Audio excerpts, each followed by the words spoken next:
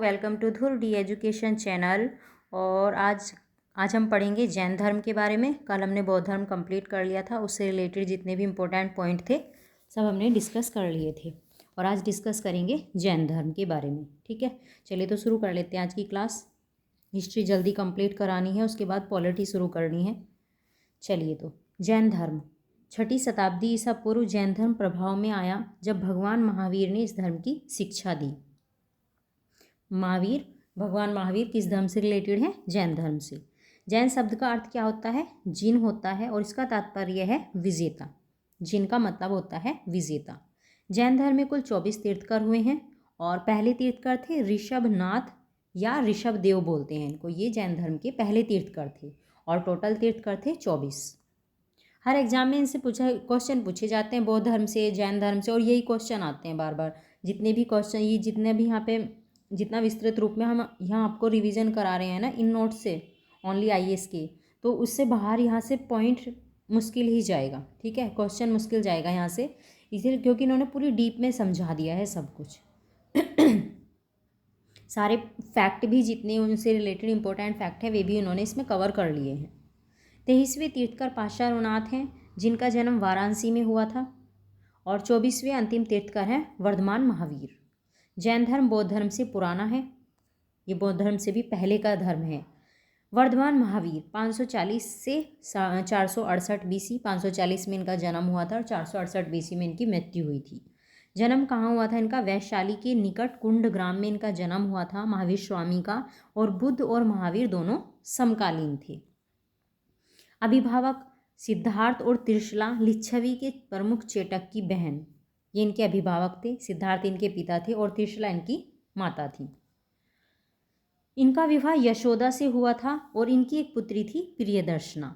इन्होंने बड़े भाई नंदीवर्धन की आज्ञा से 30 वर्ष की उम्र में गृह त्याग कर दिया था। इन्होंने 42 वर्ष की उम्र में साल वृक्ष के नीचे ज्ञान प्राप्त किया और इसके बाद इन्हें महावीर अर्थात जिन मतलब जितेंद्रिय, इच्छाओं को जीतने वाला, जो अपनी इच्छाओं पर विजय प्राप्त कर लेता है उसको बोलते हैं जितेंद्रिय। निर्ग्रंथ, सभी बंधनों से मुक्त हो जाने वाला, ये कहा गया, जितेंद्रिय कहा गया, इनको निर्ग्रंथ कहा गया। और इन्होंने पहला उपदेश कहाँ दिया था? अपना पावापुरी में दिया था। 72 वर्ष की आयु में राजगृह के समीप पावापुरी में इनकी मृत्यु हो गई थी। प्रत्येक तीर्थकर से संबंधित एक प्रतीक होता है, जिसमें महावीर से संबंधित प्रतीक शेर है।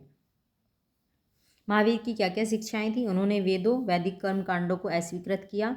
भगवान के अस्तित्व में विश्वास नहीं करते थे। ये भी आत्मा के स्थानांतरण और कर्म को मान्यता दी थी। इन्होंने समानता पर जोर दिया, लेकिन वर्ण व्यवस्था की निंदा नहीं की थी। इन्होंने अहिंसा पर जोर दिया था। जैन धर्म के सिद्धांत हैं कौन कौन से? भगवान में आस्था रखते थे। जैन धर्म में भगवान के अस्तित्व को स्वीकार किया गया, लेकिन उन्हें महावीर से निम्न स्थान प्रदान किया गया है। ठीक है, भगवान से ऊपर ये महावीर स्वामी को मानते हैं। इसमें वर्ण व्यवस्था की निंदा नहीं की गई है, लेकिन वर्ण व्यवस्था में पाई जाने वाली बुराइयों एवं वैदिक धर्म से संबंधित कर्म कांडों की निंदा की है। महावीर के अनुसार कोई भी व्यक्ति अपने पिछले जन्म के कर्मों के आधार पर उच्च या निम्न वर्ण में जन्म लेता है। जैसे उसके पिछले जन्म के कर्म हैं, उसके अनुसार ही उसका प्रेजेंट वाला जन्म है, मतलब वर्तमान में उसको वैसा ही जीवन मिला है।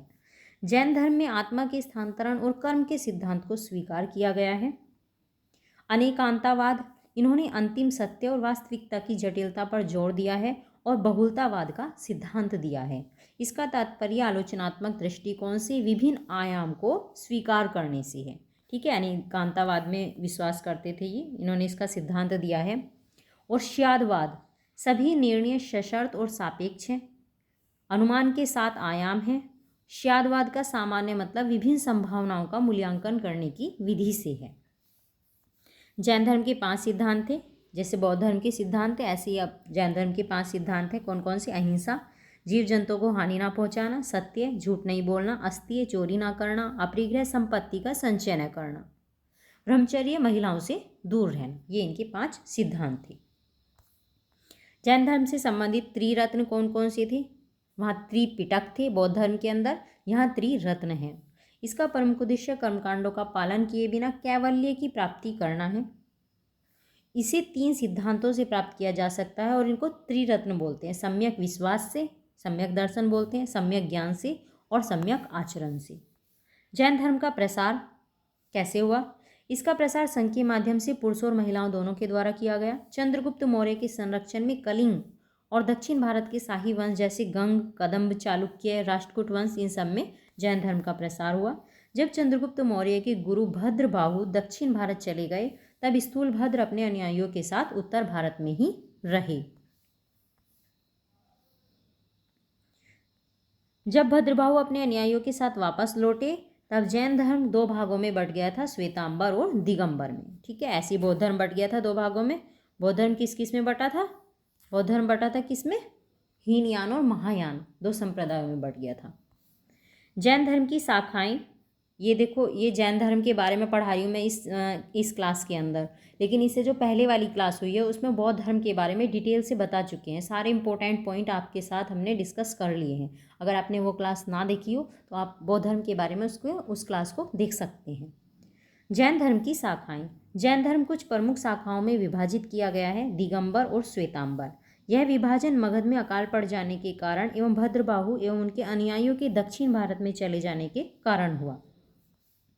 12 वर्ष के अकाल के दौरान दक्षिण भारत के अनुयायियों ने कठोर नियमों का पालन करना जारी रखा, जबकि उत्तर भारत मगध के अनुयायी सफ़ेद वस्त्र धारण करने लगे और उन्होंने नियमों को भी अत्यंत सरल कर दिया था।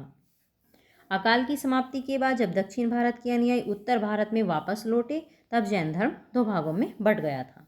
दिगंबर कौन थे? इस शाखा में संपूर्ण रूप से नग्न रहने पर विश्वास किया गया है। पुरुष अनुयायी कपड़े नहीं पहन सकते थे, जबकि महिलाएं सफ़ेद साड़ी धारण कर सकती थीं। इन्हें सभी 5 सिद्धांतों का अनुसरण करना आवश्यक है: सत्य, अहिंसा, अस्तेय, अपरिग्रह और ब्रह्मचर्य। दिगंबर जो शाखा थी इसकी। महिलाएं कैवल्य प्राप्त नहीं कर सकती थीं, ऐसा मानते थे। इस शाखा के प्रवर्तक भद्रबाहु थे, दिगंबर शाखा के प्रवर्तक। प्रमुख उपशाखाएं थी इसकी: मूला संघ था, विस्पंथ था, तारा पंथ था और शैमा पंथ था। और अन्य उपशाखाएं थी गुमनाम पंथ और तोता पंथ, ये इनकी उपशाखाएं थीं। श्वेतांबर, इसके अनुयायी सफ़ेद वस्त्र धारण करते थे। ब्रह्मचर्य को छोड़कर केवल 4 सिद्धांतों का पालन करना आवश्यक होता था। इनके अनुसार, मतलब ये जो श्वेतांबर थे ये ब्रह्मचर्य को नहीं मानते थे। इसके अनुसार महिलाएं कैवल्य प्राप्त कर सकती थी। इसमें महिलाओं को बताया गया कि महिलाएं भी कैवल्य प्राप्त कर सकती थी, श्वेतांबर जो था संप्रदाय। जो श्वेतांबर शाखा थी इसकी जैन धर्म की, वो ऐसा मानते थे।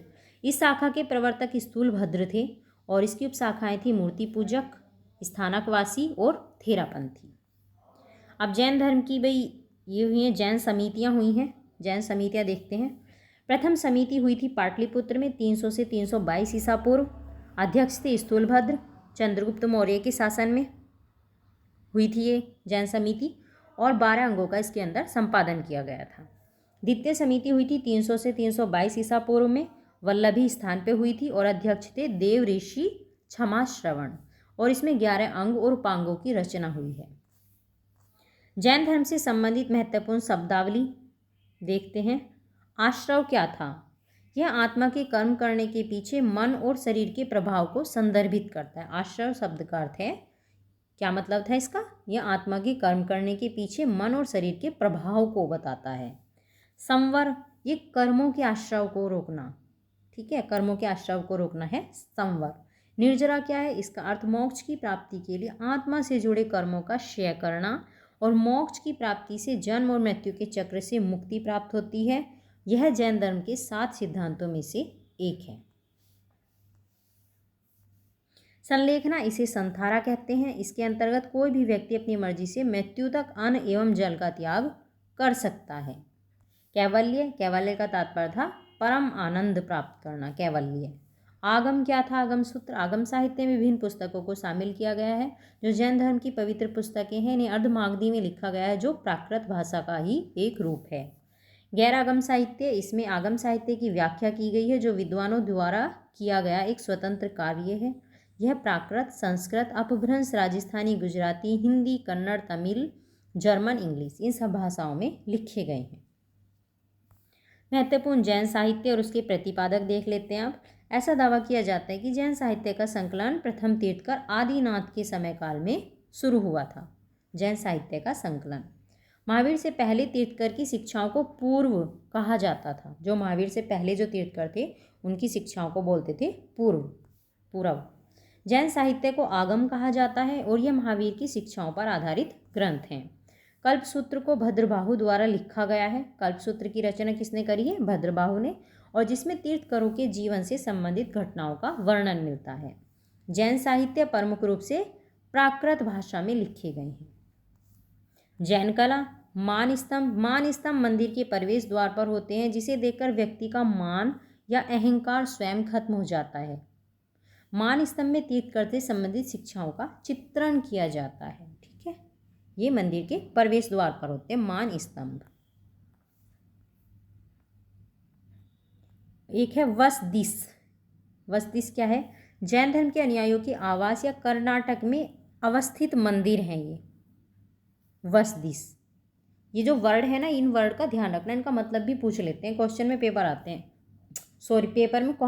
इनसे, उल्टा ही भूल गया है। लोयन और गुफा या गुफाएं, एलोरा गुफाएं, गुफा संख्या 30 से 35 महाराष्ट्र के अंदर है। मांगी तुंगी गुफा महाराष्ट्र के अंदर है। गजपंथ गुफा ये भी महाराष्ट्र के अंदर है। उदयगिरी खंडगिरी गुफाएं उड़ीसा के अंदर हैं। हाथी गुम्फा उड़ीसा के अंदर है। और सीतनवासल गुफा ये है तमिलनाडु के अंदर। ठीक है, सारी गुफाओं को ध्यान रखेंगे कौन सी गुफा कहाँ पे है। मूर्तियाँ गोमतेश्वर और बाहुबली की मूर्ति कर्नाटक के श्रवणबेलगोला में है। ये अहिंसा की मूर्ति ऋषभनाथ मांगी तुंगी पहाड़ियों पे है महाराष्ट्र के अंदर। और ध्यान रखेंगे गोमतेश्वर बाहुबली की जो मूर्ति है किस धर्म से रिलेटेड है और कहाँ है, ये क्वेश्चन पूछ लिया गया, इंपॉर्टेंट है ये। जैनाली है मंदिर दिलवाड़ा का मंदिर है माउंट आबू राजस्थान के अंदर। गिरनार और पालीताना मंदिर है गुजरात के अंदर। मुक्तागिरी मंदिर है महाराष्ट्र के अंदर। जैन धर्म का क्या योगदान रहा है? सभी जीव जंतुओं के प्रति हिंसा का पालन करना। ये मानते थे कि हिंसा नहीं, मतलब जीव जंतुओं के प्रति हिंसा नहीं करनी है, ऐसा मानते थे। कन्नड़ और प्राकृत भाषाओं का विकास। वर्धमान महावीर ने अर्धमागधी भाषा में अपने प्रवचन दिए हैं जो आम लोगों की भाषा थी। श्यादवाद के रूप में नए दर्शन की शुरुआत की है। जैन धर्म ने व्यापारी वर्ग की समृद्धि में योगदान दिया है। जैन धर्म और बौद्ध धर्म किस प्रकार अलग हैं, अब ये देख लेते हैं दोनों के बीच में क्या अंतर है। जैन धर्म में ईश्वर के अस्तित्व को मान्यता प्रदान की गई है, लेकिन बौद्ध धर्म में ईश्वर के अस्तित्व को मान्यता नहीं दी गई है। जैन धर्म में वर्ण व्यवस्था की निंदा नहीं की गई है, जबकि बौद्ध धर्म में इसकी निंदा की गई है। जैन धर्म में आत्मा के स्थानांतरण में विश्वास किया गया है, जबकि बौद्ध धर्म में नहीं किया गया है। बौद्ध धर्म में मध्यम मार्ग पर जोर दिया गया है, जबकि जैन धर्म में जीवन से संबंधित आयामों में चरम बिंदुओं को अपनाया गया है। ठीक है, ये इन दोनों के बीच में अंतर था। अब जैन धर्म के तीर्थकर देखते हैं और उनके प्रतीक। भाई ये इंपॉर्टेंट लिस्ट है। ठीक है, पीसीएस में तो यहाँ से क्वेश्चंस बनते ही हैं। ऋषभदेव आदिनाथ इनका प्रतीक था वृषभ। अजितनाथ इनका प्रतीक था गज। इसमें तो देखो साउंड ही ऐसी आ रही है, ऋषभ वृषभ। ठीक है, साउंड से याद कर लेना इसको। तो संभवनाथ ये है आशु, इनका प्रतीक क्या है? संभवनाथ का आशु। अभिनंदन नाथ इनका भी क्या है प्रतीक? कपि है, अभिनंदन कपि नंदन। सुमति नाथ इनका प्रतीक है क्रौच। पदम प्रभु का प्रतीक है पदम, इसमें तो नाम ही आ गया है इनका। सुपाशरुनाथ सुवास्तिक, देखो साउंड से मैच कर लेना, सुपाशर सुवास्तिक। ठीक है, सैसे की साउंड आ रही है तो इसका प्रतीक हो गया है स्वास्तिक। ऑप्शन में आएगा तो ऑप्शन में जब आते हैं ना इस टाइप के क्वेश्चन, अगर थोड़ा सा हम इस टाइप का कुछ ट्रिक्स ही लगा लेते हैं तो जल्दी से हम उस क्वेश्चंस को सही कर सकते हैं। चंद्र प्रभु का प्रतीक है चंद्र। सुविधिनाथ का प्रतीक है मकर। शीतलनाथ का श्रीवत्स, शीतल श्रीवत्स। ठीक है, श्रेयांसनाथ इनका है गेंडा। श्रेयांसनाथ का प्रतीक है गेंडा। वसुपूज्य इनका प्रतीक है महिष, वसुपूज्य का। विमलनाथ का प्रतीक है वराहा, विमलनाथ वराहा। अनंतनाथ इनका प्रतीक है शेन। धर्मनाथ इनका प्रतीक है वज्र, धर्मनाथ वज्र। शांतिनाथ का प्रतीक है मृग और कुंथुनाथ का प्रतीक है अज। अरनाथ का प्रतीक है मीन, अरनाथ मीन। मल्लीनाथ का है कलश और मुनि सुव्रत का है कुरमू। नेमिनाथ का प्रतीक है नीलोत्पल, ठीक है, नेमिनाथ नीलोत्पल। अरिष्टनेमी का प्रतीक है शंख। पाशरनाथ का प्रतीक है सफरपण, ठीक है, सफरफण। और महावीर के प्रतीक हैं सिंह, ठीक है। ये इनके सबके प्रतीक थे। तो ये आपका चैप्टर हो गया है कंप्लीट जैन धर्म भी। कल बौद्ध धर्म करा दिया था और जिसका सेकंड पार्ट जैन धर्म, इसी चैप्टर का पार्ट था ये। हाफ कल करा दिया था, हाफ आज हो गया आपका, ये कंप्लीट हो गया है चैप्टर, ठीक है। चलिए, तो धन्यवाद वॉचिंग दिस वीडियो। और जो अगली वीडियो बनेगी अब उसमें हम सारा जितने भी महाजनपद थे, महाजनपद से रिलेटेड सारे इंपॉर्टेंट फैक्ट्स देखेंगे हम, ठीक है। चलिए, धन्यवाद, thank you so much watching this video.